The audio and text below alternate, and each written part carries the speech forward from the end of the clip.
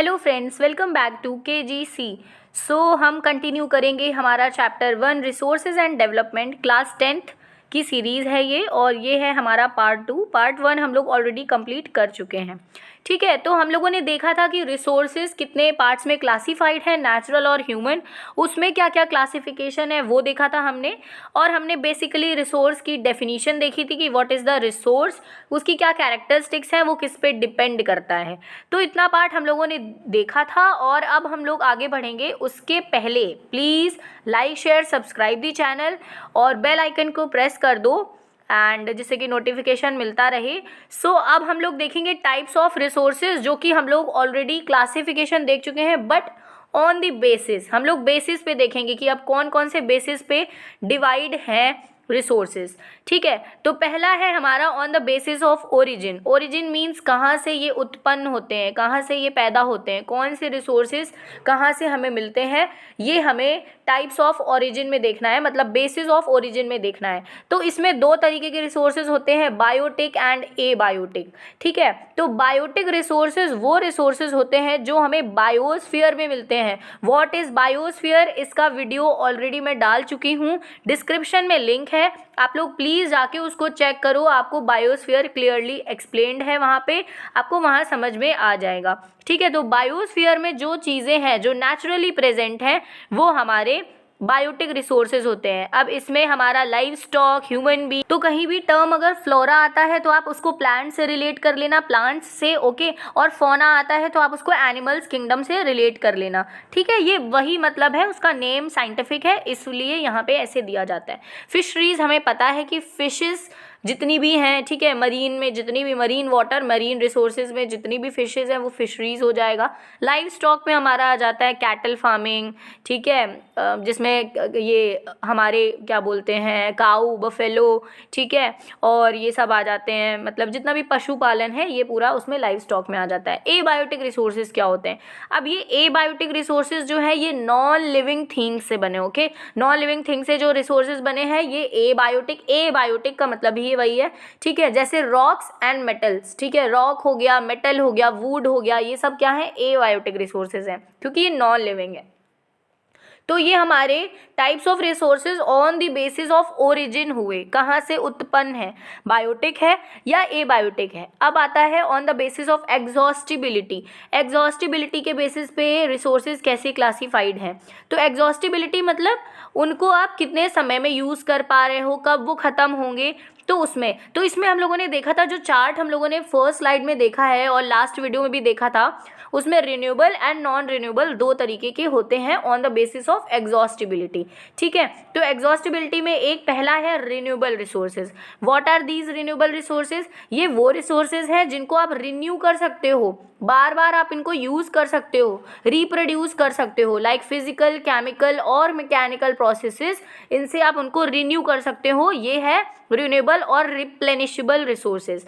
अब इसका एक एग्जांपल देते हैं, जैसे हमारे पास है विंड, ठीक है, तो विंड हमें मिल रही है, मतलब एटमॉस्फेयर में प्रेजेंट है ना, हवा तो चल ही रही है, तो हवा है। अब आप उसका इस्तेमाल क्या कर रहे हो? उसको इलेक्ट्रिसिटी बनाने में इस्तेमाल कर रहे हो। ठीक है, इलेक्ट्रिसिटी बनाने के लिए आप विंड मिल लगा रहे हो। विंड मिल्स आपने देखे होंगे, जो बड़ी बड़ी लैंड एरियाज़ होती है वहाँ पे विंड मिल लगाए जाते हैं और उसको फिर जनरेटर और इन सब से इलेक्ट्रिसिटी उत्पन्न की जाती है। ठीक है, तो ये हो गया। तो इसका क्या किया आपने? इसका मतलब आपने जो नेचुरल रिसोर्स हमारा प्रेजेंट है, नेचुरल में जो रिन्यूएबल है, जिसको आप बार बार यूज़ कर सकते हो, लेकिन आप उसको अपने यूज़ में ला सकते हो। कैसे आप उसको यूज़ करें? आप उसका इलेक्ट्रिसिटी बना रहे हो, ठीक है, आप वाटर से इलेक्ट्रिसिटी बना रहे हो, फॉरेस्ट का इस्तेमाल आप वुड में कर रहे हो, फर्नीचर में कर रहे हो, ये सारी चीज़ें हैं। ठीक है, तो ये रिन्यूएबल रिसोर्सेज होता है। नाउ आता है क्या? अच्छा, रिन्यूएबल में भी दो तरीके से होते हैं, कंटिन्यूअस और फ्लो। ठीक है, तो ये दो तरीके से डिवाइडेड है, हम लोगों ने ऑलरेडी ये फिगर में देखा था। ठीक है, तो अब हमारा आता है नॉन रिन्यूएबल रिसोर्सेज। और ये रिसोर्सेज कौन से हैं? ये वो रिसोर्सेज हैं जो होते हैं बट बहुत समय लगता है इनको रिन्यू होने में। रिन्यू मतलब इनको दोबारा बनने में बहुत टाइम लगता है। Like fossil fuel, fossil fuel क्या है, फॉसिल से बनते हैं। फॉसिल्स क्या होते हैं, dead remains of plants and animals, जो हमारी धरती के नीचे प्रेजेंट है, फिर उनसे तेल निकाला जाता है। यानी आप ऑयल का प्रोडक्शन कर रहे हो फॉसिल फ्यूल से, फॉसिल फ्यूल से ही तो पेट्रोल और ये डीजल ये सारा कुछ निकलता है, केरोसिन निकलता है, ठीक है। तो ये सारी चीज़ें हैं, ये सब मिनरल रिसोर्सेज से जो निकल रहे हैं, मिनरल्स जितने भी हैं, फॉसिल फ्यूल्स जितने भी, ये सब नॉन रिन्यूएबल हैं, क्योंकि बहुत टाइम लगता है बनने में इनको, ठीक है, सालों लग जाते हैं, मतलब मिलियन ऑफ ईयर्स लगते हैं तब ये जाके बनते हैं। तभी बोलते हैं कि बहुत कम इस्तेमाल करो, ज़्यादा करोगे ख़त्म हो जाएंगे, आगे आने वाली जनरेशन को नहीं मिलेंगे। तो ये वही है, ठीक है। तो मेटल्स जो होते हैं वो रिसाइक्लेबल होते हैं, फॉसिल फ्यूल रिसाइकिल नहीं होते हैं, ठीक है, और एग्जॉस्ट हो जाते हैं जैसे उनका इस्तेमाल किया जाता है। ओके, तो ये चीज़ हो गई। अब आता है on the basis of ownership. Ownership मतलब कौन उस चीज़ को ओन कर रहा है, किसका है वो प्रॉपर्टी। ओके, तो पहला आता है इंडिविजुअल रिसोर्सेज। इंडिविजुअल मतलब किसी एक बंदे का है और वो उसको ओन कर रहा है, लाइक अंबानी, ठीक है। तो अंबानी की कंपनी जो है वो अंबानी ओन कर रहा है, कोई उनकी कम्युनिटी नहीं है, कोई वो उसमें गवर्नमेंट का हाथ नहीं है, ठीक है, वो ओन कर रहा है, वो अकेला बंदा है जो उसको ओन कर रहा है, ठीक है। रिलायंस जो कंपनी है या जियो जो कंपनी है वो अंबानी ओन कर रहे हैं, तो वो इंडिविजुअल हो गए, ठीक है। रिसोर्स, अब ये जो ओनरशिप है ये किसकी है, अंबानी की है।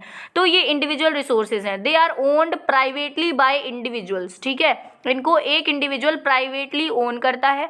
फार्मर्स का जो लैंड होता है, जैसे किसी की कोई ज़मीन है तो उसको कौन ओन करेगा, वो इंडिविजुअल, पर्टिकुलरली उसके नाम पे वो ज़मीन है तो वो ओन कर रहा है। तो ये रिसोर्सेज जो है ये बेसिक, ये इनका बेस कौन है, इंडिविजुअल है, ठीक है, उस इंडिविजुअल का है वो रिसोर्स तो वो उसको ओन करता है, ठीक है।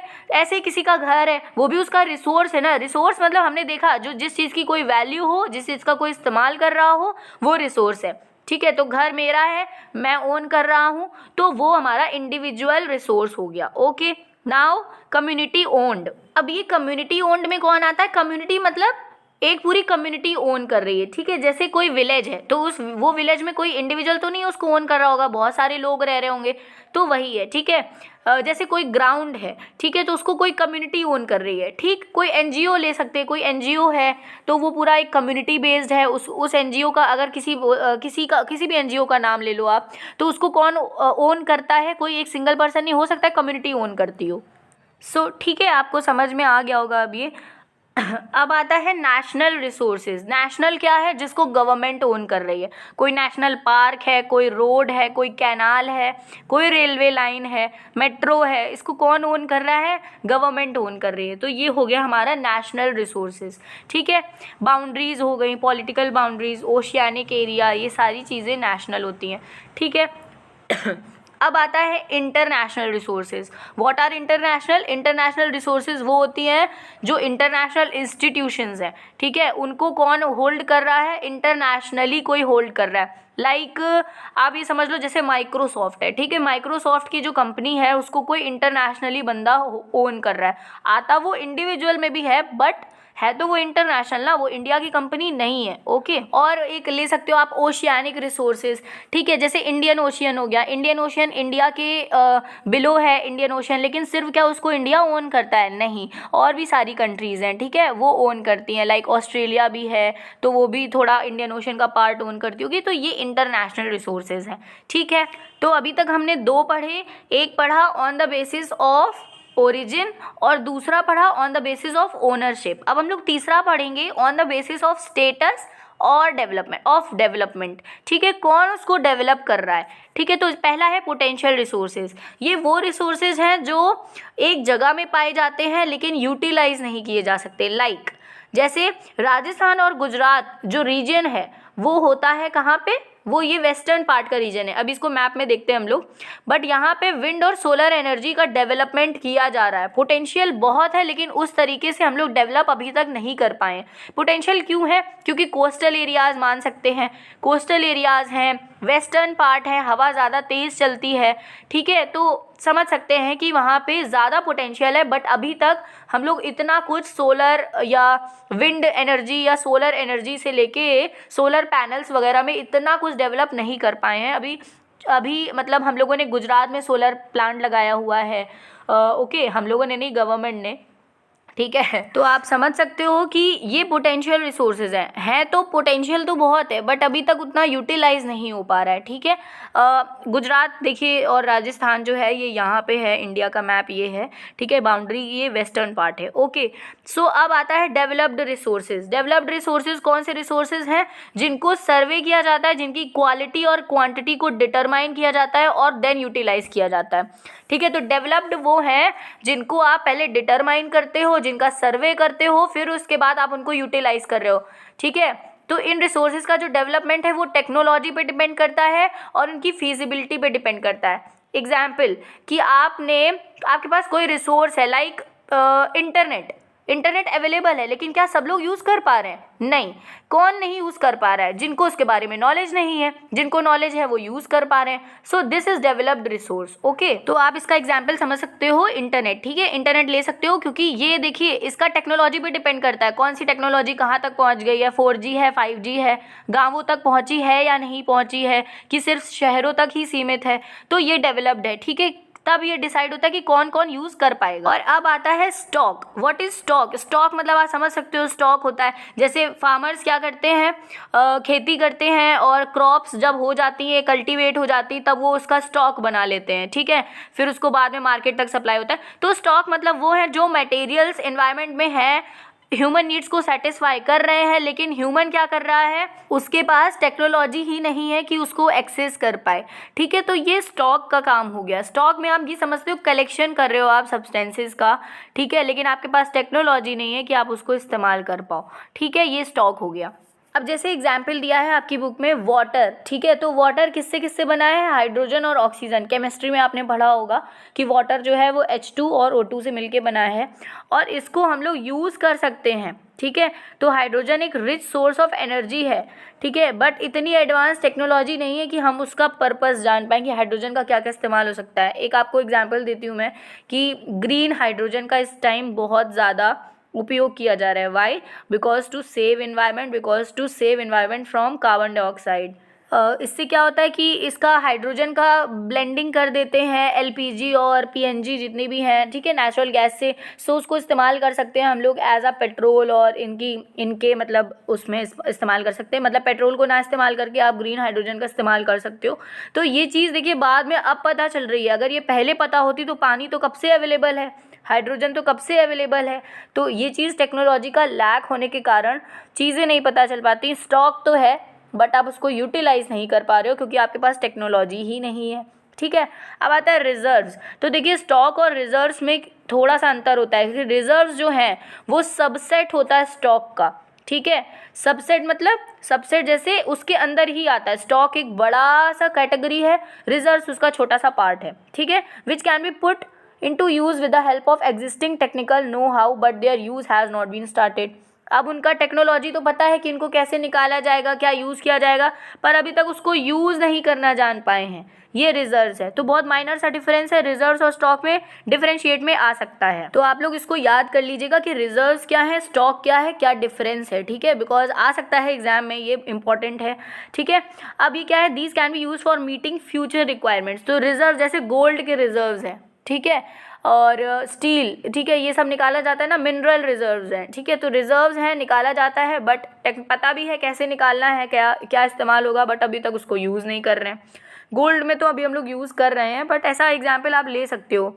ठीक है, जैसे कि वाटर है डैम में, ठीक है, फॉरेस्ट हैं, रिजर्व है, लेकिन जिनको आप आगे चल के यूज़ करोगे, अभी यूज़ नहीं कर रहे हो, ये रिजर्व हो जाता है। रिजर्व मतलब आप उसको रिजर्व कर रहे हो, रिजर्व तरीके से रख रहे हो। जैसे गोल्ड एक परफेक्ट एग्जाम्पल है, क्योंकि गोल्ड क्या होता है, लोग रखते हैं ना, ज़रूरी नहीं है कि उसका इस्तेमाल ही कर रहे हो अभी कि हाँ आज ही उसको ख़त्म कर देंगे पहन के, ऐसा होने वाला नहीं है। तो वो लोग उसको फ्यूचर जनरेशन्स के लिए रखते हैं ना। होता है ना, लोग शादियों में गोल्ड देते हैं, ये मेरा था, ये मेरे पुरखों ने पहना था, अब मैं आपको दे रहा हूँ।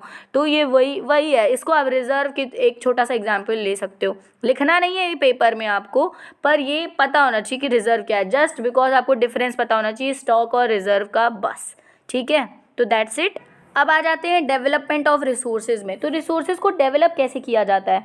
डेवलप करेगा कौन? ह्यूमन बीइंग करेंगे। ह्यूमन, क्योंकि ह्यूमन खुद ही एक बहुत इंपॉर्टेंट रिसोर्स है, ये हम लोगों ने लास्ट लेक्चर में डिस्कस किया था, ठीक है। तो रिसोर्सेज का डिप्लीशन भी होता है। क्यों डिप्लीशन होता है? क्योंकि हमें अपनी नीड्स को सेटिस्फाई करना है। हम लोग लालची हैं, क्योंकि हमें फर्नीचर लगवाना है घर में, हमें अपने घर को सुंदर लगवाना है, दिखाना है, तो उसके लिए फर्नीचर की ज़रूरत है। और फर्नीचर कहाँ से मिलेगा? लकड़ी काट के। तो हमें अपने इस्तेमाल के लिए रिसोर्सेज को डिप्लीट करना है, ख़त्म करना है। तो ख़त्म करना है तो उसके लिए डेवलप होगा रिसोर्सेज, ठीक है। कैसे होंगे? ह्यूमन बींग्स करेंगे, टेक्नोलॉजी की हेल्प से करेंगे, किसी और चीज़ की मदद से करेंगे, ठीक है। तो क्या है? एक्यूमुलेशन ऑफ रिसोर्सेज जो है वो फ्यू हैंड्स में है। सोसाइटी डिवाइड हो जाती है सेगमेंट्स में, हैव्स एंड हैव नॉट्स और रिच एंड पुअर। तो ये जो सोसाइटी डिवाइडेड है दो पार्ट्स में, ये उन दो पार्ट्स में डिवाइडेड है। किसी के पास है, किसी के पास नहीं है। तो जिनके पास है उनको बोलते हैं हैव्स, जिनके पास नहीं है उनको बोलते हैं have nots, okay. So I will give you example. जैसे क्या है कि सबके पास कार नहीं होती, इंडिया में तो नहीं है, ठीक है। इंडिया में अभी भी जिनके पास कार है उनको रिच कैटेगरी में कंसिडर किया जाता है, ठीक है। तो कार कैसे निकली? कार कैसे बनाई गई? मेटल से बनाई गई, स्टील होगी या कोई मेटल होगा, ठीक है। तो स्टील से बनाई गई, स्टील निकाली गई होगी, रिजर्व से निकाली गई, मेटल से निकाली गई, स्टील बनाया, फिर कार बनी, ठीक है। फिर कार उसको सेल किया गया, मार्केट में आ गई, ठीक है। तो जिनके पास कार है उनको बोलेंगे हैव्स, जिनके पास नहीं है उनको बोलेंगे हैव नॉट्स। जिनके पास नहीं है कोई चीज़, जो चीज़ हमारे इन्वायरमेंट को नुकसान पहुंचा रही है, अगर वो चीज़ नहीं है तो देखिए हैव नॉट्स का इतना योगदान नहीं है इन्वायरमेंट को नुकसान पहुंचाने में। लेकिन जिनके पास है वो चीज़ें, जिनके पास जो वो ओन करते हैं, कार है, ठीक है, और भी सारी चीज़ें हैं, पेट्रोल डलवाते हैं वो गाड़ी में जिससे कि इन्वायरमेंट ख़राब हो रहा है, तो जो हैव्स हैं वो इन्वायरमेंट को ख़राब करते हैं ज़्यादा, उनका योगदान ज़्यादा है इन्वायरमेंट को ख़राब करने में, और हैव नॉट्स का इतना नहीं है। और इन्हीं को बोलते हैं रिच एंड पुअर, ठीक है। तो हैव्स रिच हो जाएंगे और हैव नॉट्स कौन हो जाएंगे? पुअर हो जाएंगे। जिनके पास नहीं है वो पुअर हो गए। तो ये कैटेगोरिकली डिवाइड है हमारी सोसाइटी दो पार्ट्स में, ओके। तो अब क्या है, इससे क्या होता है? डिस्क्रिमिनेशन स्टार्ट हो जाता है। गरीब लोगों को नीचे माना जाता है, अमीरों को अमीर अपने आप को अबव कंसिडर करते हैं। तो ये चीज़ें हैं। इससे क्या हो जाता है? ग्लोबल इकोलॉजिकल क्राइसिस आ जाते हैं, ठीक है। अब ग्लोबल वार्मिंग भी बढ़ रही है क्योंकि अमीर गाड़ी का इस्तेमाल कर रहे हैं, पेट्रोल का इस्तेमाल हो रहा है, तो बहुत सारी चीज़ें हैं। एसी अब बहुत नॉर्मल सा कॉमन सा एग्जांपल है एसी, ठीक है। रिच जितने भी लोग होते हैं उनके यहाँ एसी लगा है, जो पुअर हैं उनके यहाँ नहीं लगा है। तो एसी से क्या निकलता है? ठीक है, CHCs निकलते हैं, क्लोरोफ्लोरोकार्बन, CFCs निकलते हैं, ठीक है, क्लोरोफ्लोरोकार्बन्स निकलता है, जो हमारे इन्वायरमेंट के लिए बहुत हार्मफुल है, ठीक है, जो हमारी ओजोन लेयर को डिप्लीट कर रहा है, ठीक है। ग्लोबल वार्मिंग हो रही है। तो ये सारी चीज़ें कौन कर रहा है? अमीर कर रहे हैं, लेकिन पिस कौन रहा है चक्की में? साथ में गरीब। बोलते हैं ना कि अब किया है तो सब साथ में ही पिसेंगे, वही चीज़ है, ठीक है। तो कर अमीर रहे लेकिन पिस गरीब भी रहा है, ओके। तो ज़रूरी क्या हो गया है कि इक्विटेबल डिस्ट्रीब्यूशन ऑफ रिसोर्सेज हो। रिसोर्सेज जो है वो इक्वली डिवाइडेड हो, इक्वली डिस्ट्रीब्यूटेड हो, जिससे कि लोग अपनी ज़िंदगी को सस्टेन्ड तरीके से जी पाएँ। समझ रहे हो आप? जिससे कि ग्लोबल पीस बनी रहे, ठीक है। तो प्रेजेंट ट्रेंड क्या चल गया है कि फ्यू इंडिविजुअल्स जो हैं वो डिप्लीट कर रहे हैं रिसोर्सेज, कुछ कंट्रीज डिप्लीट कर रही हैं रिसोर्सेज, और जिससे कि हमारा पूरा अर्थ जो प्लैनेट है वो डेंजर में आ रहा है। अब कंट्रीज़ में आपको थोड़ा सा डाउट हो सकता है कि कौन सी कंट्री है ऐसा जो, तो देखिए इंडिया ने अपने आप को रखा है कैटेगरी में डेवलपिंग में, ओके। तो India is a developing country, इतना रिसोर्सेज को डिप्लीट नहीं करते हम लोग। सबसे ज़्यादा रिसोर्सेज को कौन डिप्लीट कर रहा है? जो डेवलप्ड कंट्रीज़ हैं, लाइक चाइना तो अभी भी नहीं बोलता कि मैं डेवलप्ड हूँ, बट USA, ठीक है, रशिया, ये लोग बहुत रिसोर्सेज को डिप्लीट कर रहे हैं, ठीक है। तो कर ये लोग सब लोग रहे हैं और पूरा अर्थ प्लैनेट जो है वो डेंजर में आ रहा है। तो आप समझ गए होंगे, सोसाइटी से समझा आपने, नेशनल लेवल पे समझा, अब आपने इंटरनेशनल लेवल पे समझ लिया, ठीक है। तो ये हमारा डिप्लीशन ऑफ रिसोर्सेज है, इसी से रिसोर्सेज डेवलप भी होते हैं, इसी से एनवायरनमेंट ख़राब भी हो रहा है, ठीक है। तो दोनों चीज़ें, तो हमें क्या करना है? हमें सस्टेनेबल डेवलपमेंट की ओर जाना है। तो अब ये सस्टेनेबल डेवलपमेंट क्या है? सस्टेनेबल डेवलपमेंट मतलब ये है कि आप रिसोर्सेज को ऐसे इस्तेमाल करो जिससे कि वो हमारे एनवायरनमेंट को डैमेज ना करें, और जो क्या कहते हैं, जो रिसोर्सेज हैं वो अभी ख़त्म ना हो जाएं, वो आगे आने वाली जनरेशन्स भी उनको इस्तेमाल कर पाए। तो सस्टेनेबल डेवलपमेंट का मतलब समझ गए आप कि ऐसा डेवलपमेंट जिससे कि सोसाइटी को, इन्वायरमेंट को डैमेज ना हो, और वो जो जनरेशन है आगे आने वाली उसको भी उसका मतलब उसको भी उसका फ़ायदा हो, उसको भी बेनिफिट हो उस चीज़ का। तो इन सब चीज़ों को मद्देनज़र रखते हुए रियो डी जेनेरियो समिट हुआ, अर्थ समिट हुआ था 1992 में। ये समिट हुआ था और इसमें क्या हुआ था, मोर देन 100 कंट्रीज़ ने पार्टिसिपेट किया था।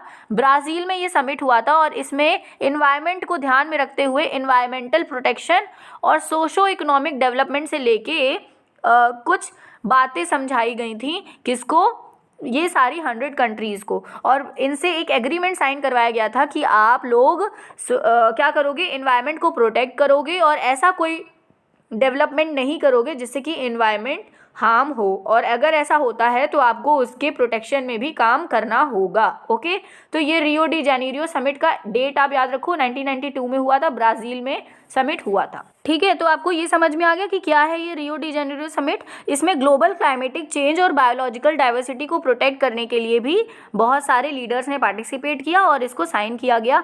और इसमें एक मेन एजेंडा 21 लाया गया। ठीक है, तो ये एजेंडा 21 इसका एक हिस्सा है इस पूरे समिट का। समिट होती है एक मीटिंग, समझ लो आप। ठीक है, इसका हिस्सा है और इसमें बहुत सारे वर्ल्ड लीडर्स ने जो यूनाइटेड नेशन की कॉन्फ्रेंस है उसमें एनवायरनमेंट से रिलेटेड उसमें हिस्सा लिया और साइन किया उसको।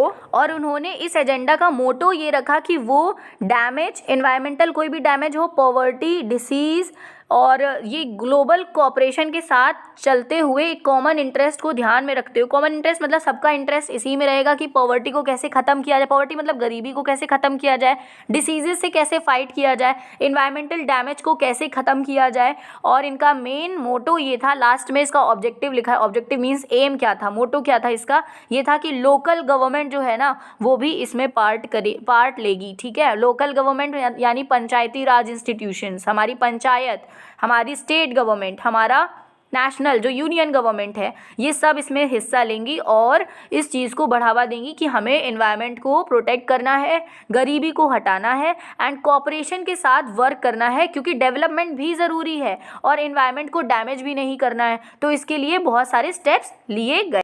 तो देखते हैं कि क्या स्टेप्स लिए गए। ठीक है, तो पहला क्या किया गया कि रिसोर्सेज की प्लानिंग की गई, कैसे रिसोर्सेज को यूज़ करना है उसको एक्सेप्ट किया गया, उसको अडॉप्ट किया गया, एक स्ट्रैटेजी बनाई गई। ठीक है, तो इसमें क्या हुआ, जो रीजन्स जिनमें कोई रिसोर्स की कमी है, लाइक राजस्थान और गुजरात वाले एरिया में देख लो आप, वहाँ पे पानी की कमी हो जाती गर्मियों में। ठीक है, तो ऐसे रीजन्स में क्या किया जा सकता है तो ऐसे रीजन्स में उन्होंने पानी को कैसे यूज़ करना है, एफिशिएंटली पानी कैसे पहुंचाया जा सके, ये सारी चीज़ें, कहाँ जहाँ पे कल्चरल हेरिटेज ज़्यादा है और जहाँ पे नहीं है तो उसको कैसे बैलेंस्ड वे में लाया जाए, तो ये रिसोर्स प्लानिंग की गई। तो पहला स्टेप था रिसोर्स प्लानिंग। ओके, जिसमें ये प्लान किया गया कि कहाँ पे क्या चीज़ें हो सकती हैं, कहाँ पे क्या चीज़ें अवेलेबल हैं, क्योंकि देखिए हमारे इंडिया में भी अगर बात करें या पूरे हर जगह वर्ल्ड में हर जगह एफिशिएंटली हर चीज़ नहीं प्रेजेंट है। कहाँ पे, कहीं पे पेड़ बहुत ज़्यादा है, कहीं पे बिल्कुल नहीं है, कहीं पे पानी बहुत अच्छे से अवेलेबल है, कहीं पे बिल्कुल नहीं है।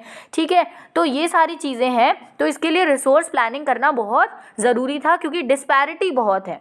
तो अब हम लोग इंडिया की बात करते हैं, तो इंडिया में कैसे प्रोसेसेस को, ये रिसोर्स प्लानिंग को कैसे एक प्रोसेस बनाया गया, कैसे क्या क्या इसमें स्टेप्स हैं। तो पहला है identification and inventory of resources across the regions of country, कौन सी जगह पे कौन सा रिसोर्स अवेलेबल है एफिशिएंटली, कौन सी जगह पे नहीं है, तो ये आइडेंटिफाई करना। ठीक है, जैसे गोल्ड का एग्जाम्पल ले लेते तो गोल्ड जो है हमारा कर्नाटका में ज़्यादा अवेलेबल है, कोलार गोल्ड माइंस वहाँ पे है, और बाकी हमें नहीं लगता कि पूरे कंट्री में कहीं पे भी गोल्ड पाया जाता है, इतना एफिशिएंटली अपनी इंडिया में नहीं पाया जाता है गोल्ड। ठीक है, तो ये चीज़ें हैं, कैसे उसको रिसोर्स प्लान करना है, कैसे उसको all over the parts of country तक पहुंचाना है, ये चीज़। ठीक है, सर्वे इंपॉर्टेंट है। अब इस प्रोसेस में क्या क्या चीज़ें लगती हैं, सर्वे करते हैं लोग, कहाँ कौन सी चीज़ें अवेलेबल है, मैपिंग होती है, क्वालिटेटिव और क्वांटिटेटिव एस्टिमेशन होता है।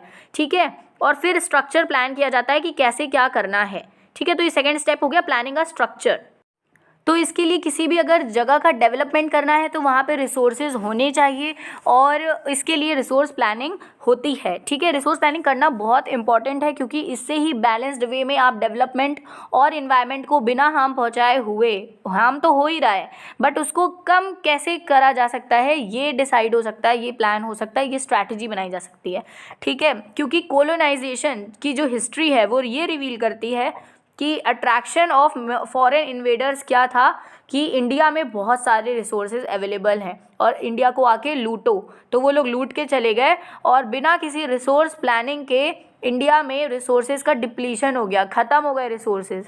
तो अब उसको हम लोगों को क्या करना है, उसको हम लोगों को कॉन्क्वर करना है और उसको कॉन्क्वर करते हुए हमें ऐसा डेवलपमेंट करना है जिसमें कि क्या ना हो, रिसोर्सेज को हार्म ना पहुँचे और आगे आने वाली जनरेशन्स को वो मिले, यानी कि हमें सस्टेनेबल डेवलपमेंट पे ध्यान रखना है। ये नाम जो है ना ये बहुत इंपॉर्टेंट है, इसको याद रखिएगा।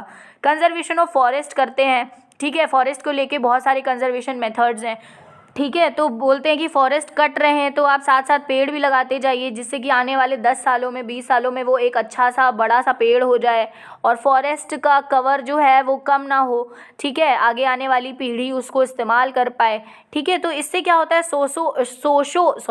Socio economic and environmental problems को भी ध्यान में रखा जा सकता है, ठीक है। तो ये सारे कंसर्न्स हैं जो बहुत सारे लीडर्स ने और थिंकर्स ने पास्ट में किए और उनके ही स्टेप्स को लेके आज हम लोग उसको फॉलो कर रहे हैं और आगे बढ़ रहे हैं। सो ये चैप्टर अब हो गया है कंप्लीट। आपको समझ में आ गया होगा कि इस चैप्टर में था क्या और हर एक टॉपिक की क्या इंपॉर्टेंस है, कौन सा टॉपिक ज़्यादा इंपॉर्टेंट है, ज़्यादा रेलिवेंट है एग्जाम पर्सपेक्टिव से। So yeah thanks for watching and don't forget to like, share, subscribe the channel, press the bell icon so that you will get the notifications for every video upcoming, okay। और like share subscribe करो channel को और comments करके बताओ कि कौन सा part अच्छा लगा, सब समझ में आया या नहीं, या क्या नहीं समझ में आया। आई होप सारा कुछ समझ में आ गया होगा।